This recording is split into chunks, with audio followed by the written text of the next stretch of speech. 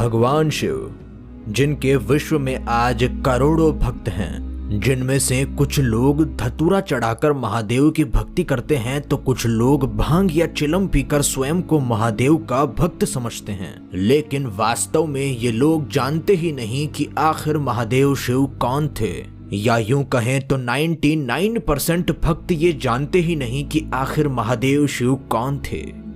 वास्तव में महादेव शिव कोई नशा करने वाले व्यक्ति नहीं, बल्कि उच्च कोटि के योगी, सिद्ध पुरुष, देवों के देव और महावैज्ञानिक थे, जिन्होंने इस यूनिवर्स के गूढ़ से गूढ़ साइंस को एक्सप्लेन करने के साथ अनेक अस्त्र शस्त्रों का निर्माण भी किया था। भगवान शिव ने इस यूनिवर्स की सबसे स्मॉलेस्ट स्टेज या फिर कहें तो मैटर की सबसे छोटी इकाई के बारे में भी बताया है, जिससे सूक्ष्म कोई भी नॉन लिविंग थिंग नहीं हो सकती। भगवान शिव के द्वारा बताया गया ये तत्व मॉडर्न साइंस के द्वारा खोजे गए अब तक के atoms, neutrinos, neutron, electron, proton, gluons, यहाँ तक की स्ट्रिंग से भी लाखों गुना सूक्ष्म है।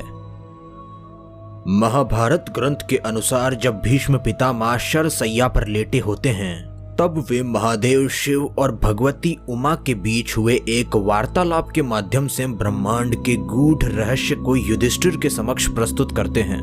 भीष्म पितामह के अनुसार महादेव शिव और पार्वती माता जब हिमालय पर्वत पर रहते हैं, तब भगवती उमा महादेव शिव से पूछती है कि इस यूनिवर्स की इनिशियल स्टेज क्या है, इस ब्रह्मांड की सूक्ष्म से सूक्ष्म और मूल से मूल अवस्था क्या है। तब महादेव शिव इस यूनिवर्स की इनिशियल स्टेज के बारे में बताते हुए कहते हैं, नित्यम एकम अणुव्यापी क्रियाहीन हेतुकम अग्रायम इंद्रिये सर्वैरेतद व्यक्त लक्षणम अव्यक्तम प्रकृतिर्मूलम प्रधानम योनिरव्ययम अव्यक्तस्यैव नामानि शब्दे पर्यायवाचकहे। महादेव शिव के अनुसार ब्रह्मांड अपनी इनिशियल स्टेज में, यानी कि यूनिवर्स के बनने से पहले मैटर अपने फंडामेंटल स्टेज में होता है,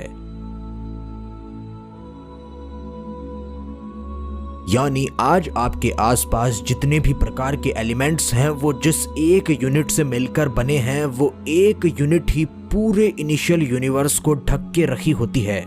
यानी कि मैटर की फंडामेंटल स्टेज यानी मूलभूत अवस्था ही पूरे यूनिवर्स में चारों तरफ फैली होती है। इट मीन्स पूरा यूनिवर्स अपने आप में एक होता है, होमोजीनियस होता है।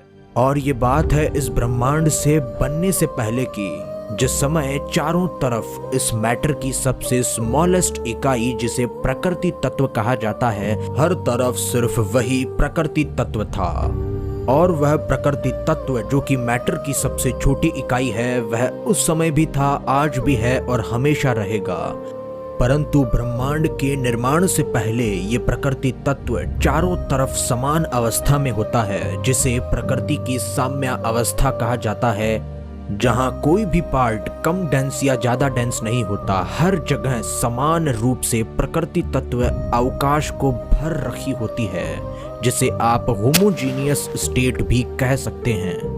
इस समय अनंत अवकाश में चारों तरफ सिर्फ और सिर्फ प्रकृति तत्व भरा होता है, जिसमें कोई भी गति नहीं, कोई भी बल नहीं, जिसकी तुलना आप एक शांत समुद्र से कर सकते हैं, जिसमें कोई फ्लक्चुएशन नहीं, कोई वेव ऊपर या नीचे नहीं, बिल्कुल शांत। महर्षि ब्रह्मा के अनुसार ये ब्रह्मांड की सुषुप्ति अवस्था होती है, जिस समय कोई गति, बल और फ्लक्चुएशन का नामो निशान नहीं होता।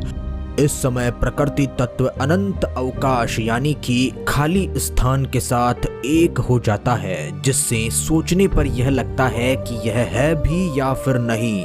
इसे साधारण शब्दों में कहूँ तो यह नथिंग जैसा लगता है, लेकिन वास्तव में यह नथिंग नहीं होता।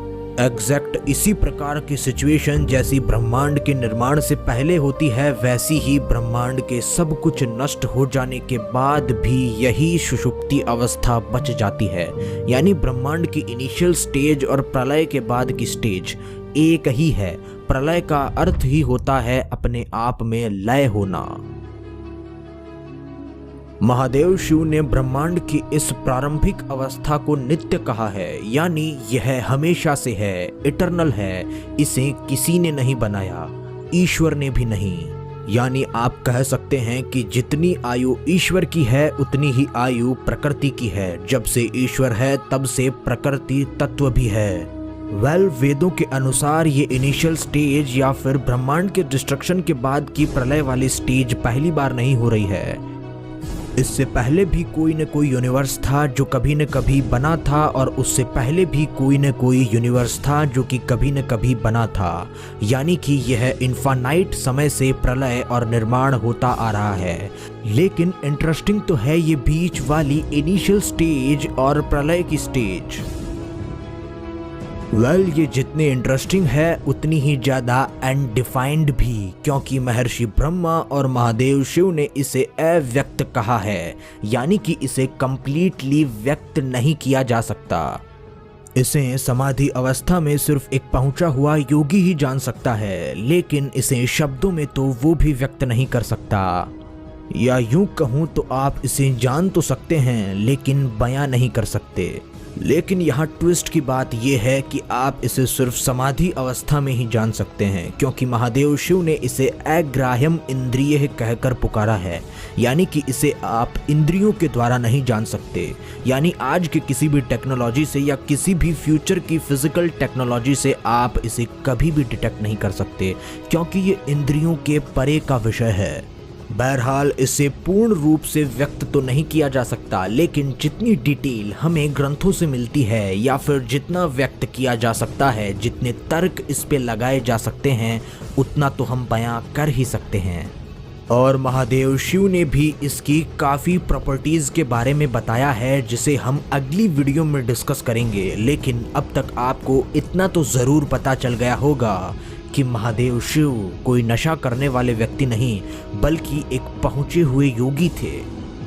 आज की इस वीडियो में हमने आपको इस यूनिवर्स की इनिशियल स्टेज और प्रकृति तत्व की साम्य अवस्था के बारे में बताया। लेकिन आखिर यह प्रकृति तत्व क्या है और इसे आप और कैसे जान सकते हैं, ये हम जानेंगे नेक्स्ट वीडियो में। आज की वीडियो का एक्सपीरियंस आपका कैसा रहा, कमेंट्स करके ज़रूर बताइएगा। धन्यवाद।